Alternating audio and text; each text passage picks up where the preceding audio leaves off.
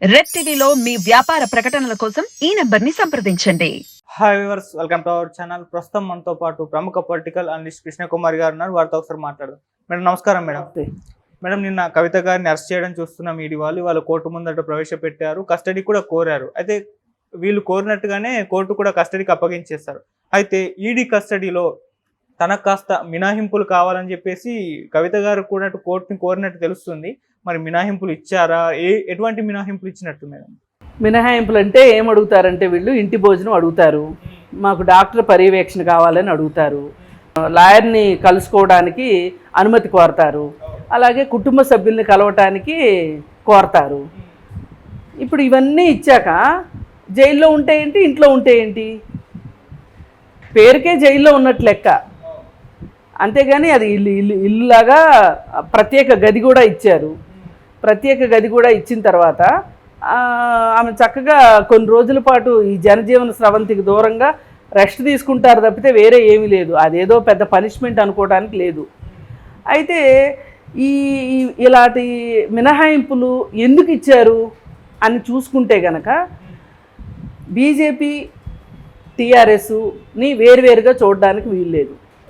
ఇప్పుడు ఇలాంటి మినహాయింపులు ఇచ్చిన తర్వాత వీళ్ళు ఒకటే అనుకుంటారేమనే ఒక భయం కూడా బీజేపీకి ఉండొచ్చు. కానీ ప్రజలు ఎందుకు ఆలోచిస్తారులే అనుకుంటారు. అసలు నిజంగా ఇంత ఆరోపణలు ఉన్న వ్యక్తి మీద ఇన్ని కోట్లు అకౌంట్ నుంచి డ్రా చేశారు అన్న తర్వాత, ఇన్ని చట్టాలు వర్తిస్తాయి అన్న తర్వాత ఇన్ని సడలింపులు ఇవ్వాల్సిన అవసరం ఏంటి? అంటే వడ్డించేవాడు మనవాడైతే ఆఖరణ కూర్చున్నా కానీ మనకు దొరికేది మనకు దొరుకుతుంది అన్న సామెతలాగా చేశారు ఇది. ఇప్పుడు వీళ్ళు కవిత పక్షమే ఉన్నట్టు లెక్క. అసలు ఆమెకేమీ నొప్పి నేమో లేకోకుండా హాయిగా జైల్లో రెస్ట్ తీసుకుంటూ ఉంటుంది. మరి ఇకపోతే వీళ్ళకి నచ్చని వాళ్ళు ఏమైనా నేరాలు చేశారు అని వీళ్ళు అనుకుంటే అలాంటి వాళ్ళ మీద వీళ్ళు ఎలాంటి కక్షలు చూపిస్తారు, అంటే ఎంత కఠినంగా ఉంటారు అనేది మనం ఒక 2-3 ఎగ్జాంపుల్స్ తీసుకోవచ్చు. ఒకటి జిఎన్ సాయిబాబా. ఈ మధ్య 10 సంవత్సరాల తర్వాత రిలీజ్ అయ్యారు ఆయన. 10 సంవత్సరాలు. అయితే ఈయన మీద పెట్టిన అభియోగం ఏంటి అంటే, ఈయన దగ్గర ఈయన హార్డ్ డిస్కుల్లో వాటిల్లో విప్లవకరమైన సాహిత్యం ఉంది, ప్లస్ విప్లవకారులకి ఈయన ఉద్బోధ చేస్తున్నాడు, వాళ్ళకి మానసికంగా వాళ్ళకి దగ్గరగా ఉన్నాడు, వాళ్ళ వ్యూహాలకి ఈయనే రూపకర్త, ఇలా రకరకాల అభియోగాలతోటి ఆయన జైల్లో పెట్టారు. అయితే ఆయన ఏంటి అంటే ఒక ప్రొఫెసరు, ఢిల్లీలో ఒక యూనివర్సిటీలో ప్రొఫెసరు, 90% అంగవైకల్యంతో ఉన్నారు. ఆయన మనిషి సాయం లేకుండా లేవలేరు, కూర్చోలేరు, నడవలేరు. అసలు కూర్చోలేని వాళ్ళు ఇంకా ఏమి నడుస్తారు? వీల్ చైర్కే పరిమితమైన వ్యక్తికి నాకు చలి పుడుతుంది, నాకు దుప్పట్లు కావాలి, నన్ను అండా సెల్లో వేశారు ఆయన్ని. ఇప్పుడు ఆయన వేసిన అండా సెల్ ప్రకారం చూసుకుంటే, ఆయనకున్న పరిస్థితులు చూసుకుంటే, భౌతిక పరిస్థితులు చూసుకుంటే గనక అలాంటి భౌతిక పరిస్థితులు ఏమీ కవితకు లేవు. మరి అయినా కానీ కవితకి ఇంత రిలాక్స్డ్గా ఇచ్చారు.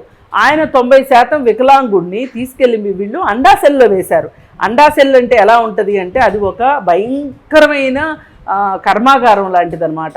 అది ఇలా ఎత్తుగోడలు ఉంటాయి, ఏకాంత వాసం అనమాట. ఎవ్వరు పలికేవాళ్ళు ఉండరు. ఎవరికైనా వాళ్ళు వచ్చి పలకరిస్తేనే కానీ అదర్వైజ్ పలకరించడానికి ఉండదు.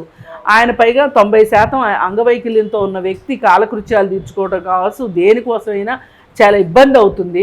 నా చేతులు కూడా సహకరించట్లేదు, నేను చాలా ఇబ్బందులు పడుతున్నాను, నాకు కొంచెం వైద్యం కావాలి, మెరుగైన పరిస్థితులు కావాలి అని చెప్పి ఆయన ఎన్నిసార్లు మొత్తుకున్నా సరే ఆయన కింద కోర్టు కొట్టేస్తే కూడా పై కోర్టు ఆయనకి శిక్ష విధించటం, ఇట్లా సుప్రీంకోర్టుకి ఎన్నోసార్లు ఆయన నివేదించుకుంటే కూడా పట్టించుకోకపోవటం. ఆయన భార్య కూడా ఎంతో వేడుకుంది కోర్టుల్ని.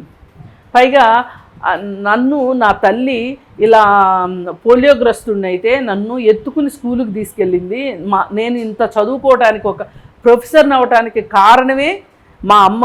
అలాంటి మా అమ్మ చివరి దశలో ఉంది, క్యాన్సర్ వ్యాధితోటి ఇబ్బంది పడుతుంది, మా అమ్మని ఒకసారి చూసి వస్తాను అని అడిగితే కూడా ఆయనకి పర్మిషన్ ఇవ్వలేదు.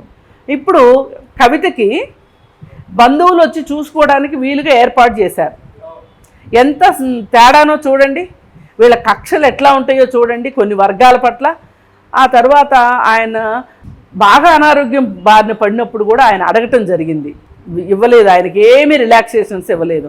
ఇవ్వకపోగా మొన్న 10 సంవత్సరాల తర్వాత ఆయన మీద పెట్టిన అభియోగాల్ని రుజువు చేయలేక సాక్ష్యాధారాలు లేవు అనే ఒక ఉద్దేశంతో ఆయన్ని బాంబే హైకోర్టు రిలీజ్ చేసింది.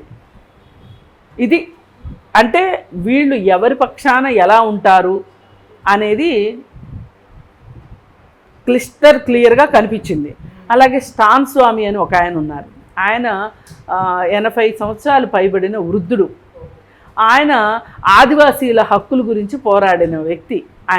ఆయన ఆదివాసీలకి ఈయన ఏదో విప్లవకర భావాలని వాళ్ళల్లో రేకెత్తిస్తున్నారు, వాళ్ళు సంఘ విద్రోహ శక్తులు అయిపోతున్నారు అని చెప్పి స్టాన్ స్వామి గారిని జైల్లో పెట్టారు. ఆయనకి పక్షవాతం ఉంది. ఆ పక్షవాతం ఉండటం వల్ల ఆయనకి నరాలకు సంబంధించిన ఇబ్బందుల వల్ల ఆయన గ్లాస్ తోటి నీళ్లు తాగలేక ఒక 20-25 రూపాయల ఖర్చుతోటి ఉండే ఒక సిప్పర్ అడిగాడు. చిన్నపిల్లలు తాగుతారు చూడండి, టంబ్లర్స్ అంటారు, సిప్పర్ అనమాట. అంటే నీళ్లు ఇటు అటు వెళ్ళకోకుండా పైన మూత ఉంటుంది, దాంతో కొంచెం కొంచెంగా నీళ్లు తాగొచ్చు. ఆ ఒక్కటి అడిగితే ఆయనకి ఇవ్వలేదు.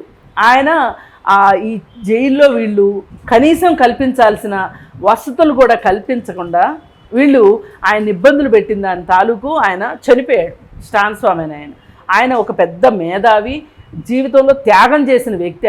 ఆయన ఏమీ సొంతానికంటూ ఆస్తులు సంపాదించుకోలేదు, లేదు తరతరాలకు సరిపడా ఆస్తి లేదు, పైగా ఆయన వారసులకు ఆయన ఏమి ఇచ్చేళ్ళలేదు కూడా.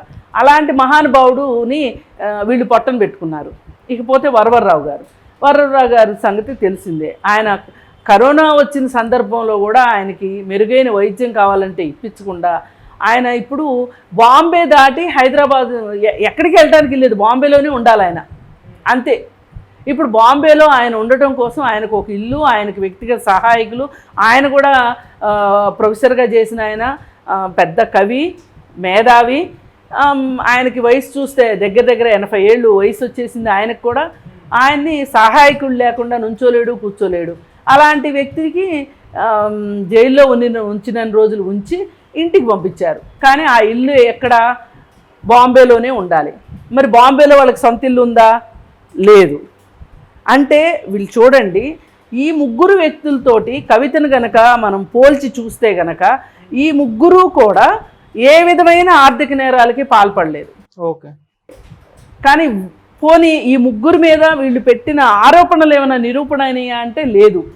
మరి 10 సంవత్సరాల కాలం ఏదైతే ఉందో సాయిబాబా గారికి తిరిగిస్తారా?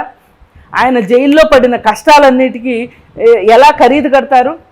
మరి స్టాన్ స్వామి గారు లాంటి మేధావి చనిపోవటానికి మీరు కారణమయ్యారు కదా, దీనికి ప్రాయశ్చిత్తం ఏంటి అసలు? మరి వరవర్రావు గారి సంగతి ఏంటి? అందుకని ఏంటంటే వీళ్ళు సెలెక్టివ్గా వాళ్ళకి కావాల్సిన వాళ్ళకి ఒకటి, అవసరం లేదు అనుకున్న వాళ్ళకి ఇంకొకటి, ఎవరి వల్ల అయినా ప్రమాదం ఉంది అని వీళ్ళు ఊహించినా చాలు వాళ్ళపైన అక్రమ కేసులు పెట్టడము, నిర్బంధాలకు గురి చేయడము, ఆఖరికి వాళ్ళు చనిపోయేలాగా చేయడమే ఈ ప్రభుత్వం లక్ష్యంలాగా ఉంది.